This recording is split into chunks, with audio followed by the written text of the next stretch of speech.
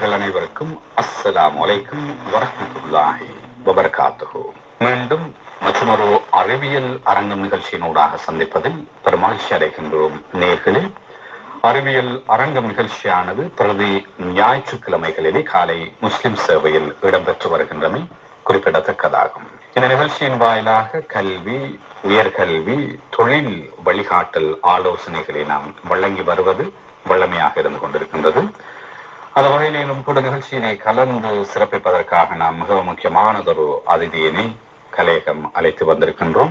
மிக நீண்ட கால அனுபவம் பெற்ற ஆசிரியராக கடமையாற்றிய கணக்கியல் துறையிலே மிகவும் தேர்ச்சி பெற்ற மூத்த அனுபவசாலி அல்ஹாஜ் முஹ்சின் இஸ்மாயில் அவர்கள் இந்த நிகழ்ச்சியில் கலந்து சிறப்பிக்கின்றார்கள். அவர்களை சந்திப்பதில் பெரும் மகிழ்ச்சி அடைகின்றோம். அஸ்ஸலாமு அலைக்கும். வலைக்கும் அஸ்ஸலாம் வரஹ்மத்துல்லாஹி வபரகாத்துஹு. ஆரம்பத்திலே உங்களை பற்றி ஒரு சிறிய அறிமுகத்தினை நாங்கள் கேட்டுவிட்டு நிகழ்ச்சியினை தொடரலாம். மாஷா அல்லாஹ். அல்ஹம்துலில்லாஹ். நேயர்களுக்கும் எனது அன்பார்ந்த சலாம். அஸ்ஸலாமு அலைக்கும் வரஹ்மத்துல்லாஹி வபரகாத்துஹு. நான் கல்லின்னை முஹ்சின் இஸ்மாயில். நான் கல்லின்னையில பிறந்து கல்லின்னையில படிச்சு அங்கிருந்து ஸ்காலர்ஷிப் பாஸ் ஆகி கம்பல ஜைராவில படிச்சு அது பிறகு அக்கௌண்டன்சி படிச்சு அது பிறகு நான் டீச்சர் ஆகி 3-4 ஸ்கூல்ல டீச்சராக இருந்து படிச்சு கொண்டு அதே நேரத்தில் அக்கௌண்டன்சியும் படிச்சு பிற்காலத்துல அக்கௌண்டனாக ஒரு 40 வருஷங்கள் நான் வேலை செஞ்சிருக்கிறேன். 30 வருஷங்களை நான் சவுதி அரேபியாவில் கழிச்சிருக்கிறேன். இந்த நேரத்துல என்னால இயன்ற விஷயங்களை மக்களுக்காகவும் முஸ்லிம்களுக்காகவும் நான் செய்ய வேண்டும் என்று அவா என்னோடு எப்போதும் இருந்து கொண்டே இருந்தது. கல்கின்னை கலைத்துறைக்கு நல்ல ஒரு பெயர் பெற்ற ஒரு இடமாக இருக்கின்றது. நாங்கள் பல்வேறு அறிஞர்களை அந்த மண்ணில் இருந்து கண்டிருக்கின்றோம், கல்விமான்களை கண்டிருக்கின்றோம். அந்த வகையிலே நீங்கள் உங்களை ஒரு கணக்காளராக அல்லது ஒரு ஆடிட்டராக பார்க்கின்றோம். உண்மையில் உங்களிடம் இருந்து பல்வேறுபட்ட விடயங்களை எதிர்பார்க்கின்றோம். இந்த நிகழ்ச்சியானது குறிப்பாக மாணவர் சமூகத்தை, இளைஞர்களை மையப்படுத்தி பெற்றோர்களுக்கும் மாணவர்களுக்கும் அதனோடு இணைந்து பல்வேறுபட்ட வழிகாட்டல் ஆலோசனை வழங்குகின்ற ஒரு நிகழ்ச்சியாகத்தான் வடிவமைக்கப்பட்டிருக்கின்றது. மேல் அந்த வகையிலே ஆரம்பத்திலே உங்களிடம் கேட்க விரும்புகின்றேன். பொதுவாக கல்வி என்பது கற்றல் என்பதும் கற்றுக் கொடுப்பதும் கல்வி என்று கூறுகின்றார்கள். இதை பற்றிய உங்களுடைய பார்வை எதுவாக இருக்கின்றது? ஒரு மனிதர் இரவிலே வெளியாகின்றார். வெளியாகி அவர் இருட்டிலே நடக்கும் பொழுது அவருக்கு ஒரு டார்ச் ஒன்று கையில கொடுக்கப்பட்டால் அவருடைய நடை மிகவும் வெற்றிகரமானதாக அமைந்து கொள்வது. இந்த டார்ச் மாதிரி தான் மனிதருக்கு கல்வி. கல்வி என்பது மனிதருக்கு வழிகாட்டியாகவும் அவனை திருத்தக்கூடியதாகவும் அவனிடத்தில் ஒழுக்கத்தை கொண்டு வரக்கூடியதாகவும் இருக்கின்றது. நிச்சயமாக நாங்கள் இஸ்லாத்தின் அடிப்படையில் பார்க்கின்ற போதும் உண்மையில் முதலாவது வசனமே இக்ரா என்று ஓதுவீராக, படிப்பீராக, சிந்திப்பீராக, ஆராய்ச்சி செய்வீராக என்று பல்வேறுபட்ட கருத்துக்களை வழங்கக்கூடிய கல்வியோடு தொடர்புபட்ட விடயமாகத்தான் ஆரம்பிக்கின்றது. நிச்சயமாக உண்மையில் உங்களுடைய அந்த உதாரணம் சரியாக எல்லோருக்கும் புரிந்திருக்கும் என்று நினைக்கின்றேன். உண்மையில் இன்று இருக்கின்ற நிலைமைகளை வைத்து பார்க்கின்ற போது கல்வியினுடைய அவசியம் மேலதிகமாக பேசப்பட வேண்டும். அதை பற்றி என்ன கூறுகின்றீர்கள்? கல்வி இன்றைக்கு மட்டுமில்ல, எல்லா காலத்திலேயும் தேவையான விஷயம் ஒன்றுதான் கல்வி. இந்த கல்வியை நாங்க பெற்றுக்கொள்வதற்காக உழைக்க வேண்டும். கல்வியை தேடுவது ஒவ்வொரு முஸ்லிம்கள் மீதும் ஒவ்வொரு மனிதர் மீதும் கடமையாக இருக்கின்றது. நீங்க சொன்ன மாதிரி முதலாவது அல்லாஹ் மனித வர்க்கத்தை விழிக்கும் பொழுது கூறியது இக்ரஹ, ஓதுவீராக, உன்னை படைத்த அல்லாஹ்வின் பெயரை கொண்டு ஓதுவீராக தான் தொடர்கிறார். பத்ர் யுத்தத்தின் போது ரசூலுல்லாஹி ஸல்லல்லாஹு அலைஹி வஸல்லம் அவர்களிடம் அமையப்பட்ட 70க்கும் மேற்பட்ட கைதிகளை விடுவிப்பது எப்படின்னு சொன்னால், அதில் ஒரு முறை எப்படின்னு சொன்னால், படித்தவர்கள் எழுத படிக்க தெரியாத முஸ்லிம்களுக்கு படித்து கொடுத்து விட்டு அவர்கள் விடுதலை பெற்று சென்று விடலாம் என்று கூறினார்கள். ஆக அவ்வளவு முக்கியத்துவம் ரசூலுல்லாஹி ஸல்லல்லாஹு அலைஹி வஸல்லம் இந்த கல்விக்காக கொடுத்தாங்க. ரசூலுல்லாஹி ஒரு முறை அலி ரலியல்லாஹு தஆலா அவர்களை விழித்து கூறினார்கள், ஓ அலி, யூதர்களுடைய பாஷையாக ஹிப்ரு பாஷையை நீ கற்றுக்கொள்வாயாக என்று. 6 மாசத்தில அவர் கற்றுக்கொண்டார். ஏனென்று சொன்னால், ஒரு பாஷை ரசூலுல்லாஹி சொன்னாங்க, நீங்க ஒரு பாஷையை கற்றுக்கொள்ளுங்கள், நீங்கள் ஒரு எதிரியை எலிமினேட் பண்ணிக்கொண்டு, எதிரி ஒருத்தரை ஒதுக்கி விட்டீர்கள். ஆக நாங்கள் இப்போ சிங்களத்தரோட நாங்கள் ஒரு சிங்கள பாஷையை படித்தோம் என்றால் சிங்களவர்கள் எங்களுடைய நண்பர்களாக ஆகிவிடுவார்கள். ஆக கல்வி அவ்வளோ தூரம் முக்கியமான ஒரு விஷயமாக இருந்து கொண்டிருக்கின்றது. கற்கை நன்றே கற்கை நன்றே பிச்சை புகினு கற்கை நன்றே. நாங்கள் பிச்சை எடுக்கிறாண்டாலும் கல்வியை புறக்கணிக்க வேண்டாம், பிச்சை எடுத்தாலும் நீங்க கல்வியை தேடுங்க அப்படின்னு சொல்லப்படுகிறது. உண்மையில் இந்த கல்வியினை இஸ்லாமிய அடிப்படையில் பார்க்கின்ற போது பல்வேறு விடயங்களை இதற்குள் நாங்கள் உட்புகுத்தி பேசக்கூடிய அமைப்புகள் இருக்கின்றது. உண்மையில் எழுத்தறிவு என்பது அதே போன்று பேச்சறிவு என்பதும் 2 விடயங்கள் இருக்கின்றது. உண்மையில் கல்வி என்பதை நாங்கள் வரைவிலக்கணம் கொடுக்க வேண்டுமாக இருந்தால் 2 விடயங்களை நபிகளார் காலத்திலிருந்து எங்களால் கூறக்கூடியதாக இருக்கும். ஒன்று எழுத்தறிவு, அதே போன்று நடைமுறை அறிவு, பேச்சறிவு. இந்த 2க்கும் உள்ள வித்தியாசம், இதனை எவ்வாறு பார்க்கின்றீர்கள்? இதனை வைத்து எவ்வாறு கல்விக்கு நாங்கள் வரைவிலக்கணம் கொடுப்பது? கல்வி ஒரு மனிதருக்கு அவரை சமைச்செடுக்கக்கூடிய செஞ்செடுக்கக்கூடியார். கல்வி அவர் அப்படியே மாற்றி அமைக்கும். கல்வி கற்ற ஒரு மனிதன் அவர் பேசுவது நல்ல முறையில பேசுவார், எழுதுவது நல்ல முறையில எழுதுவார், மற்றவர்களுடைய மதிப்பு நடப்பார், ஒருவரோடு பழகுவது நல்ல முறை பழகுவார். இந்த விஷயங்கள் எல்லாம் கல்வி கற்பனால்தான் வருகிறது. இதனால் தான் ரசூலுல்லாஹ் சொன்னாங்கோ, நீங்க சீனா தேசம் சென்றாலும் கல்வியை தேடி பிடிங்கள். அதே நேரத்துல இல்மு முக்கியத்துவத்தை தேடுபவரை பற்றி ரசூலுல்லாஹ் கூறும் பொழுது, கல்வியை தேடக்கூடிய ஒரு மனிதனை மலாயிக்கத்து விரும்புகின்றார்.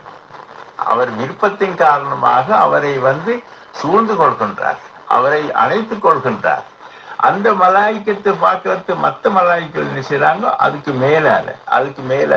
மேலால இப்படி முதலாவது வானம் வரைக்கும் மலாய்க்கள் நிறைந்து கொண்டிருக்கிறார்கள். ரசூலுல்லாஹ் சொன்னார்கள், அல்லாஹ் ஒரு அடியானை விரும்பினால் அவருக்கு தீனி விளக்கத்தை கொடுக்கின்றார், அதாவது கல்வியின் விளக்கத்தை கொடுக்கின்றார், நலவுகளை உதிக்க செய்கின்றார். நீங்கள் கற்றுக்கொள்ளுங்கள், மேலும் இலகுபடுத்துங்கள் சொல்கின்றார். அதனால் நாங்கள் என்ன செய்வது, எங்களுக்கு பிள்ளைகளுக்கு நாங்கள் கற்றுக் கொடுக்கும் பொழுது நாங்கள் இலகுவான முறைகள் மூலம் அதை கற்றுக் கொடுக்கணும். அதுல எங்களுக்கு ஒரு பரக்கத்திக்கு ஒரு ஆயத்தை கற்றுக்கொள்வது 1000 ரக்காயத்துக்கள் தொழுவதை விட சிறந்த என்று ரசூலுல்லாஹி ஸல்லல்லாஹு அலைஹி வஸல்லம் சொன்னாங்க. அதே நேரத்துல ஒரு பள்ளிக்கு சென்று இஸ்லாத்துடைய ஒரு பாடத்தில், உதாரணமாக எந்த முறையிலே தயமம் செய்யறது அப்படின்ற ஒரு பாடத்தை அவர் படித்து கொண்டாருன்னு சொன்னால் அது 1000 ரக்காயத்துக்கள் தொழுவதை விடவும் சிறந்ததாகவும் சொல்லுங்கள். மேல் இஸ்லாமிய கண்ணோட்டத்தில் கல்விக்கு உரிய அந்த முக்கியத்துவத்தினை நீங்கள் குறிப்பிட்ட அந்த விடயம் உணர்ச்சி இருக்கின்றது. மேல் நாங்கள் இல்ம் என்ற ஒரு விடயத்தினை நீங்கள் குறிப்பிட்டீர்கள். மேல் இல்ம் என்பதும் அறிவு, கல்வி என்பது அறிவு என்பது வெவ்வேறாக பார்க்கப்பட வேண்டிய ஒரு விடயமாக இருக்கின்றதா? இதை பற்றி ஒரு தெளிவு உங்களிடம் இருக்கின்றதா? நாங்கள் பிரயோசமான அறிவை நாங்கள் பெற்றுக்கொள்ளவும், அதாவது நாங்க தேடக்கூடிய நாங்க பெறக்கூடிய இல்ம் இருக்குது, அது எங்களுக்கு பிரயோசனமான இல்மாக இருக்கணும். அது எங்களுக்கு இடத்திலே ஒழுக்கத்தை கொண்டு வரக்கூடியதாக இருக்கணும். மக்களோட நல்ல சிட்டிசனாக மாற்றக்கூடிய ஒரு கல்வியாக இருக்கணும். நல்ல முறையிலே மக்களோடு உபசரிக்கக்கூடியவர்களாக ஆக வேண்டும். அப்ப நல்ல முறையிலே மாறக்கூடிய ஒரு கல்விதான் உலகத்தில் ஆகச்சிறந்து. அதே நேரத்துல கல்வியை தேடி ரசூலுல்லாஹ்வுக்கு பிற்காலத்தில் இருக்கிறவர்கள் ஒவ்வொரு விதமாக மாறினார்கள். இமாம் கஸ்ஸாலி அவர்கள் அறிவுட உச்சகட்டத்துக்கு போயிட்டாங்க. அவங்க இஸ்லாமிய அறிவை தேடினாங்க. பிற்காலத்துல எத்தனையோ விஞ்ஞானிகள் தோன்றினாங்க. அந்த விஞ்ஞானிகள் எங்களுக்கு என்ன செய்யறான்னு சொன்னா உலக அறிவுகளை கொண்டு வந்தாங்க. அது எங்களுக்கு தேவையான அறிவு தான். இப்னு அல் ஹைஸம் நீக்கிறாங்க father of modern optics, Ismail Al Jazari father of robotics, Ibn சினான்னு சொல்லக்கூடியவர் பெரிய அறிவாளியாக இருந்தாங்க. அவர் எந்த அளவுக்கு அறிவாளியாக இருந்தாருன்னு சொன்னால், ஸ்பெயின்ல இருந்த ஒரு யூனிவர்சிட்டியில 800 வருஷங்கள் அவர் எழுதின புத்தகம் பாதிக்கப்பட்டு, அப்ப பிற்காலத்துல இந்த அறிவுல ஒவ்வொரு விதமான அறிவுகளிலேயும் இஸ்லாமிய அறிவு உலகம் எல்லாத்துக்கும் கேட்டது. இப்ப ஆக முக்கியமாக நாங்க என்ன செய்ய வேண்டியது, நாங்க பெறக்கூடிய அறிவு இஸ்லாமிய அறிவோடு சேர்த்து உலக அறிவையும் நாங்க பெற்றுக்கொள்ள வேண்டியதா. நிச்சயமாக நீங்கள் குறிப்பிடுவது போன்று ஒரு நாணயத்தினுடைய இரு பக்கங்கள், இரண்டு பக்கங்களும், அதாவது உலக அறிவும் பெறப்பட வேண்டும், மறுமைக்கான அறிவும் துனியா லாத்துக்கான அறிவு தீன் அறிவும் பெறப்பட வேண்டும். அப்பொழுதுதான் இந்த உலகத்திலும் எங்களால் வெற்றி பெறக்கூடிய மாதிரி இருக்கும். அதே நேரம் மறுமையினை வெல்வதற்கான அறிவும் இந்த உலகத்திலிருந்து பெறப்பட வேண்டிய ஒரு தேவை இருக்கின்றது. அறிவென்பது கல்வி அறிவாக இருக்கலாம், இல்மாக இருக்கலாம், எந்த விதத்திலும் இருக்கலாம். ஓதுவீராக, படிப்பீராக, சிந்திப்பீராக, ஆராய்ச்சி செய்வீராக என்று எந்த விதத்திலும் இருக்கலாம். ஆனாலும் இந்த உலகத்திலிருந்து மறுமையினை வெற்றி கொள்ள வேண்டிய அறிவுதான் உலகத்தின் பிரயோசனமான அறிவு. இதனை பிரித்து பார்க்க வேண்டிய அல்லது சேர்த்து பார்க்க வேண்டிய எந்த தேவையும் கிடையாது. பொதுவாக இந்த அறிவை பயன்படுத்தி மறுமையை வெற்றி கொள்வதுதான் இறுதி இலக்காகவும் நோக்கமாகவும் இருக்கும். அந்த அறிவு அதற்கு பொருத்தமானதாக ஆக்கிக் கொள்ள வேண்டிய தேவைப்பாடு ஒவ்வொரு மனிதனுக்கும் இருக்கின்றது. நிச்சயமாக என்னன்னு சொன்னால், நாங்க இந்த உலகத்தில் இருக்கக்கூடிய அறிவிற்கு அது அல்லாஹ் தனியாக மறுமையில வெற்றிக்கு மட்டுமுள்ள அறிவை குர்ஆன்ல தரல. குர்ஆன்ல தரும் பொழுது அல்லாஹ் எப்படி தருகிறான்னு சொன்னால், மறுமையில வெற்றிக்கு அவன் குர்ஆன்ல வழிவகுக்கிறான். நீங்க அல்லாஹ்வை நம்புங்கோ, ரசூலை நம்புங்கோ, இந்த முறையில் நடங்கோ, இந்த நேரம் மஷ்வரா பண்ணுங்கோ, இப்படி எல்லாம் அதை சொல்ற அதே நேரத்துல அந்த அதே குர்ஆன்ல உலகாயத்துல முன்னேற்றத்தை பத்தியும் பல வாரியான முறைகளை சொல்றான். அமெரிக்காவை கண்டுபிடிச்ச இந்த கொலம்பஸ் ஒரு மாதிரி, இந்த கொலம்பஸ் பேத்து அமெரிக்காவை கண்டுபிடிச்சன்னு அவன் சொன்னா, நாங்க இந்தியாவை வந்து சேர்ந்துட்டோம். அப்ப அவனுடைய சக மாலுமிகள் சொன்னாங்க, நாங்க இந்தியாவுக்கு வரல, இந்தியான்னு சொன்னாங்க கருப்பர்கள், அவங்க பிரௌனிஷ் ஆக்கள், இந்த மக்கள் எல்லாம் வெள்ளையா மனுஷராக இருக்கிறாங்க அப்படின்னு சொன்னா எப்படி இது இந்தியாவாக முடியும்? இல்லை, இது ரெட் இண்டியன்ஸ், இது சோப் இந்தியன்ஸ் என்று சொன்னார். அதையும் அது போற மறக்கும் பொழுது இன்னொருத்தர் சொன்னாரு, இவங்க இந்தியாவா இல்லை என்று சொன்னால் இவங்களுக்கு அரபு தெரிஞ்சு. ஏன்னா இன்றைக்கு உலக பாஷையாக இருந்து கொண்டிருக்கிறது அரபு.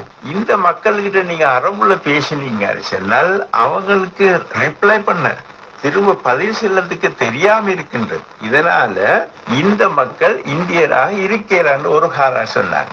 அப்ப அந்த காலத்துல உலக மொழியாக இருந்தது அரபிக், அறிவுடைய விஷயங்கள் எல்லாம் இருந்தது அரபிக். அப்படியே போய்த்து முஸ்லிம்கள் அவங்களுடைய பல விதமான காரணங்களை கொண்டு ஆட்சிகள் பொலிட்டிக்கலி அவங்க தோத்தாங்க. பிறகு வெள்ளக்காரர்கள்ல யூரோப்பியன்ஸுடைய கைகள் மேலோங்கி அவர்கள் அந்த முஸ்லிம்கள் கிட்ட இருந்து அந்த அறிவுகளை பெற்றுக்கொண்டாரு. பெர்னாட்ஷா சொன்னாரு, இந்த அறிவுன்றது முஸ்லிம்கள்ட்ட இருந்து ஓடி சென்ற ஒரு ஒட்டகம், அதை ஐரோப்பியர்கள் கைப்பற்றி கொண்டார்கள் என்று சொல்லப்படுது. ஐரோப்பியர்கள் தான் இன்றைக்கு இந்த அறிவு காலத்துல அதிகமாக சேர்ந்து கொண்டு, இதனாலதான் நாங்க என்ன செய்யறது, இலங்கையில் இருக்கிறவர்கள், இந்தியாவில் இருக்கிறவர்கள், பாகிஸ்தான் இருக்கிறவர்கள், நாங்க என்ன சொல்ற அறிவுகளை கூட்டிக் கொள்றதுக்காக அதிகமாக ஆங்கில அறிவை தேடிக்கிறோம், ஆங்கில அறிவை படிச்சுக்கிறோம். நான் என்ற சின்ன வயசுல இந்த ஆங்கிலத்துல முக்கியத்துவத்தை அவ்வளவு பெருசா அறிந்திருக்கில்ல. ஆனா எந்த மறைந்த தந்தையார் இஸ்மாயில் ரஹமத்துல்லாஹி அலைஹி அவங்க என்ன செஞ்சாங்கன்னு சொன்னா, இந்த முக்கியத்துவத்தை காட்டி கொடுத்தாங்க. அதனால என்ன செய்யறேன், எந்த வயசுல 3 வருஷத்தை நான் இங்கிலீஷ் படிக்கிறதுக்காகவே கடந்தேன். இன்னைக்கு எந்த அளவுக்கு வந்திருக்குன்னு சொன்னால், எங்களுடைய வீட்டுல இன்றைக்கு மதர் டங் ஆகிக்குது இங்கிலீஷ். நல்ல முறையில உலகத்துல புத்தகங்களை எடுத்து உலகத்தில் இருக்கிற எல்லா விதமான அறிவு புத்தகங்களையும் வாங்கி எங்களுடைய பிள்ளைகள் படிக்கக்கூடிய முறையில் இருக்கு. அதனால இஸ்லாமிய சமுதாயத்துக்கு நான் கேட்டுக்கொள்ற ஒரு விஷயம் என்னன்னு சொன்னால், நீ அதிகமாக இந்த இங்கிலீஷ் மொழியை படிப்பதில் கவனம் செலுத்து. உங்களுடைய பிள்ளைகளுக்கு நீங்க இங்கிலீஷை படிச்சு கொடுங்க, அது உங்களுக்கு ஒரு காலம் நஷ்டம் வராது. இருக்கின்ற நிலைமைகளை வைத்து பார்க்கின்ற போது லாங்குவேஜ் என்பது மேல் அறிவென்பதை தாண்டி ஒரு மொழி பாண்டித்யம் என்பது பல்வேறு நன்மைகளை தனி மனிதனுக்கும் சமூகத்திற்கும் ஒரு நாட்டிற்கும் சர்வதேசத்திற்கும் பெற்றுக் கொடுக்கின்ற ஒரு அமைப்புகளை காணக்கூடியதாக இருக்கின்றது.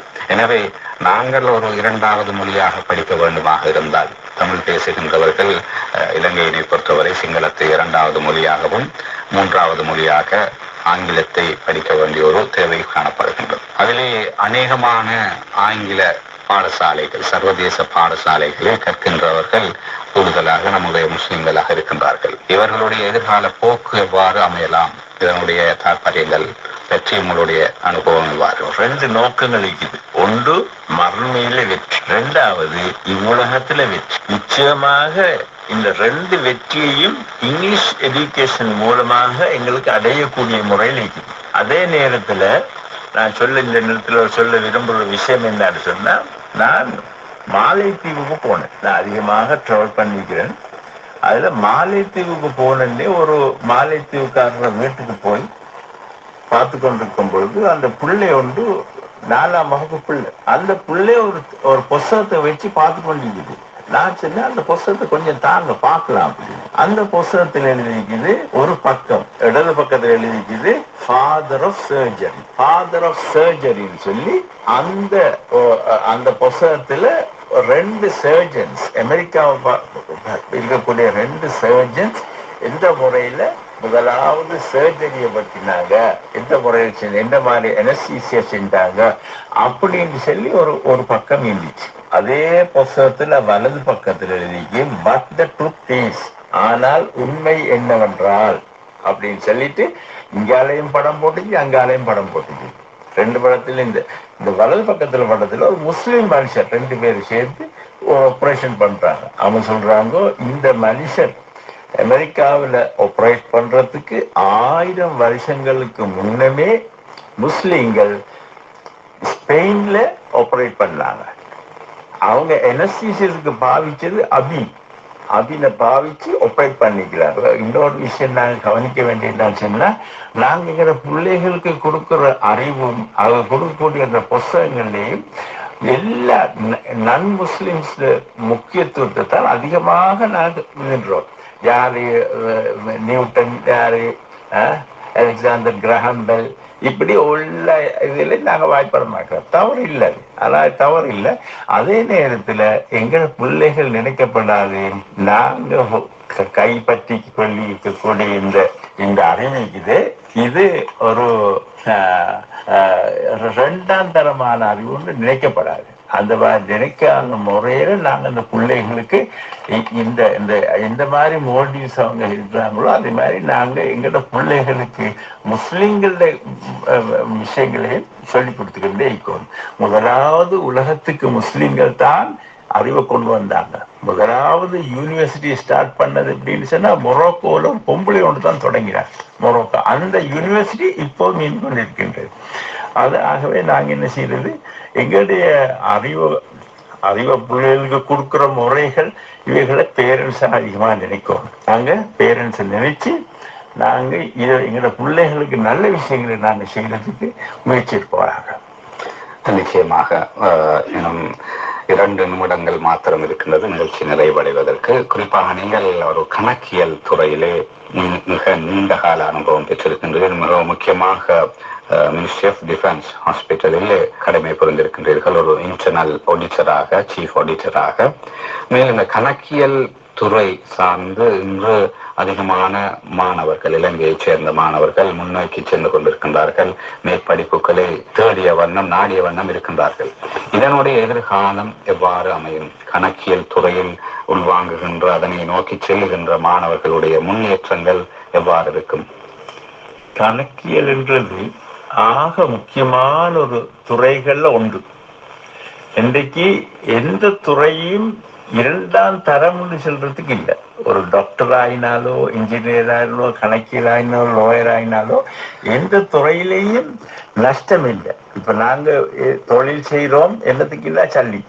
மக்கள் படிக்கிறதுனால அது செலக்ட் பண்ணத ஒரு நாளும் ஒரு நஷ்டத்தை கொண்டு வராது. அதனால நாங்க என்ன செய்யறது, ஏதோ ஒரு தொழில எங்களுக்கு வசதியாக, எங்களுக்கு இன்ட்ரெஸ்ட் இருக்கிற தொழில செய்யணும். அடுத்தது இன்னொரு கடைசியாக நான் சொல்றது என்னன்னு சொன்னா, நாங்க எங்களுக்கு எங்களோட வாழ்க்கையை நாங்க இருக்கும் பொழுது ஏதாவது நல்ல விஷயங்களே செஞ்சு கொண்டிருக்கணும்.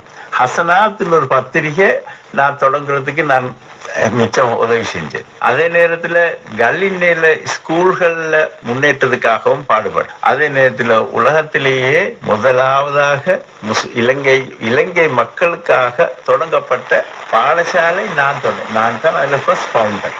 அதில் ஃபர்ஸ்ட் செக்ரட்டரி ஆகின்ற ஃபவுண்டர் செக்ரட்டரி ஆகின்ற 22 பேர் சேர்ந்து நாங்கள் தொடங்கினோம். அந்த ஸ்கூல் இன்றைக்கு உலகம் எல்லாத்துலேயும் பெரிய முறையில் எக்ஸ்பர்ட்ஸ் அகாடமிஸ்ட்டு ப்ரொஃபஷனல்ஸு கோச் வேலை செஞ்சு நிற்கிறாங்க. இன்ஷா அல்லாஹ் நாங்கள் எங்களுடைய சமுதாயத்தின் முன்னேற்றத்துக்காக தொழுது அல்லாஹ்வோட துஆ செய்வோம். நிச்சயமாக அந்த வகையில் இந்த நிகழ்ச்சியினை நாங்கள் நிறைவு செய்து கொள்வோம். இன்னும் கூட நிகழ்ச்சியினை கலந்து சிறப்பித்தார்கள் மிக நீண்ட அனுபவசாலி கணக்கியல் துறையின் முன்னோடியாக திகழ்ந்த அனுபவசாலி ஆசிரியர் அல்ஹாஜ் முஹ்சின் இஸ்மாயில் அவர்கள். இன்ஷா அல்லாஹ் மீண்டும் மற்றொரு நிகழ்ச்சியில் சந்திக்கும் வரை நேர்கள் அனைவருக்கும் சலாம் கூறி விடை பெற்றுக் கொள்வது MH அப்துல் கரீம். அஸ்ஸலாமு அலைக்கும் வரஹ்மத்துல்லாஹி வபரகாத்துஹு.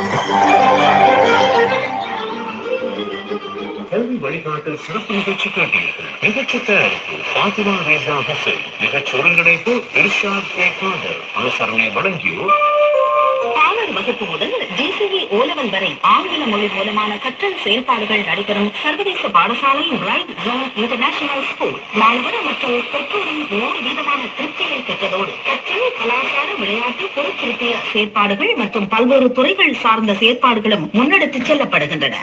பிரைட் ஜோன் இன்டர்நேஷனல் ஸ்கூல், இலக்கம் 267, அவிசாவல ரோடு, வெள்ளாம்பிட்டிய. இலங்கை ஒலிபரப்பு கூடுதாகணும் முஸ்லிம் சேவை. திருமணம்